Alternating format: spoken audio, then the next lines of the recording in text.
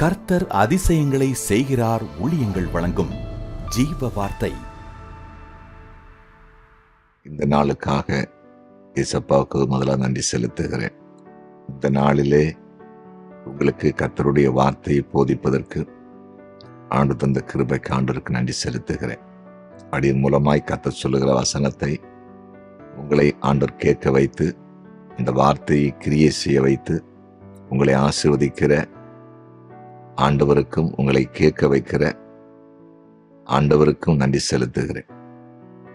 குறிப்பாய் வசனத்தை கேட்கிற உங்களை ஆசீர்வதிப்பார். இந்த நாள் ஆசீர்வாதத்த நாள், இந்த நாள் மேன்மை நாள், இந்த நாள் சமாதானத்த நாள், இந்த நாள் நீங்கள் அதிசயங்களை பார்க்கிற நாள். இந்த ஜீவத்தைக்கான வசனம் யோபு 5:10. தாழ்ந்தவர்களை உயரத்தில் வைத்து துக்கிக்கிறவர்களை ரட்சித்து உயர்த்துகிறார். துக்கிக்கிறவர்களை ரட்சித்து உயர்த்துகிறார். இந்த ஜீவார்த்தை தலைப்பு, துக்கத்தோடு இருக்கிற உங்களை விடுதலையாக்குவார், துக்கிக்கிறவர்களை ரட்சிப்பார். அப்படின்னா துக்கத்தோடு இருக்கிற உங்களுக்கு விடுதலை, ரட்சிப்பு என்றால் விடுதலை. துக்கத்தோடு இருக்கிறீங்களா? வாழ்க்கையில ஏதோ ஒரு பிரச்சனை நடந்ததா? இழப்பு வந்துச்சா? நஷ்டம் வந்துச்சா? அவமானம் வந்துச்சா? ஏதோ விளையாட்டுத்தனமா பண்ண சில காரியம் சீரியஸ் ஆயிடுச்சா? நண்பர்களுக்குள்ள பிரச்சனையா? உடன்பிறப்புகளுக்குள்ள பிரச்சனையா? ஊழியத்துல போராட்டமா? பிசினஸ்ல நெருக்கடியா? திடீர்னு ஒரு வழக்கு வந்துச்சுதா? திடீர்னு யாரும் கீழே விழுந்துட்டாங்களா? வேலைக்கு பணம் கொடுத்து ஏமாந்துட்டீங்களா? வெளிநாட்டுக்கு போறதுக்கு பணம் கொடுத்து ஏமாந்துட்டீங்களா? அல்லது பிள்ளைகளை திருமணம் செய்து கொடுத்து ஏமாந்துட்டீங்களா? எதுவா இருக்கட்டும்,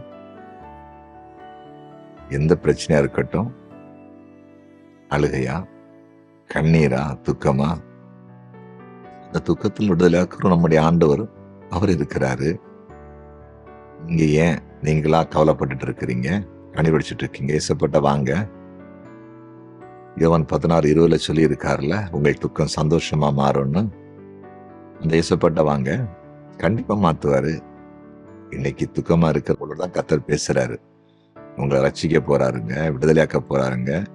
அது அந்த வசனத்துல இருக்குது, துக்கிக்கிறவர்களை ரட்சித்து உயர்த்துகிறாராம். துக்கத்தோடு இருக்கிறவங்களை விடுதலை ஆக்கிட்டு விட்டுட்டு போக மாட்டாராம், உயர்த்துவாராம். உங்க துக்கத்தை மாத்திட்டு உங்களை உயர்த்தவும் போறாரு. சரியா? வசனம் சொல்லுது, ஆண்டுடைய வார்த்தை. இன்றைக்கு உங்களுக்கு அனுப்பப்படுகிற வார்த்தை நிச்சயமா கிரியை செய்யும். எஸ்ப வசனத்தை சும்மா அனுப்ப மாட்டாரு. கர்த்தருடைய ஊழியக்காரவங்களுக்கா பேசிட்டு இருக்கிறேன். துக்கத்தோடு இருக்கிறவங்கள விடுதலையாக்கி உயர்த்த போகிறார். நீங்க உயர்த்தப்பட போறீங்க. சரியா? உங்களுக்காக ஜெபிக்க போகிறேன்.